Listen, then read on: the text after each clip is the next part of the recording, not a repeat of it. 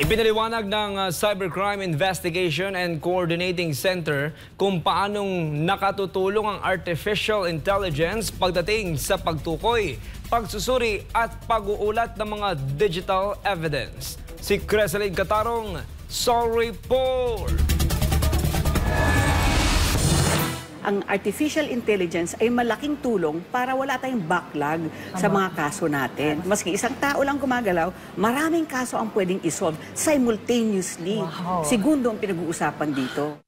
Malaki ang naitutulong ng artificial intelligence sa pagsusuri ng mga digital evidence sa iba't ibang paraan. Ayon kay Assistant Secretary Mary Rose Magsaysay, Deputy Executive Director ng Cybercrime Investigation and Coordinating Center o CICC, ang artificial intelligence ay nagsusupercharge ng mga cyber analyst o may kakayahang pagbutihin ang pagsusuri at pagproseso ng digital evidence. Kaya ng AI i-analyze ng mabilis ang maraming datos na hindi basta-bastang nagagawa ng tao. Mula sa pagproseso ng ilang buwan, kaya itong pabilisin o padaliin ng nasabing teknolohiya para maging ilang segundo na lamang.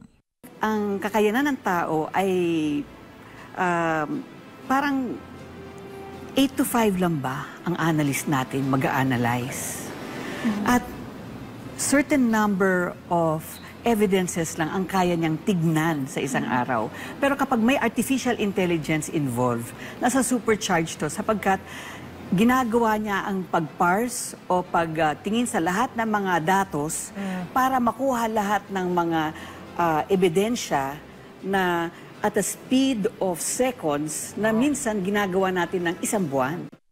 Dagdag pa ni Magsaysay, ang teknolohiyang ito ay itinuturing na cross-border. Ibig sabihin, ang mga nakuha nating digital evidence ay maaring magamit sa iba't ibang korte sa iba't ibang bansa. Kaya ang importante niya ay universality. Nabanggit din ng opisyal na sa konteksto ng digital evidence, mahalaga ang ethical guidelines para matiyak ang responsabling paggamit ng AI. So pag sinabing ethics, hinahabol natin yung universality, no? Pero ang problema, bawat kultura, iba-iba ang ethics. Ang atin siguro, ang kababaihan sa atin is 18 anyos. Sa ibang bansa, 13 anyos. Sa ibang bansa, 9 anyos. So talagang, yan talaga ang pinagtatalunan natin, maski sa UN, maski sa SWIGD, maski sa NIST.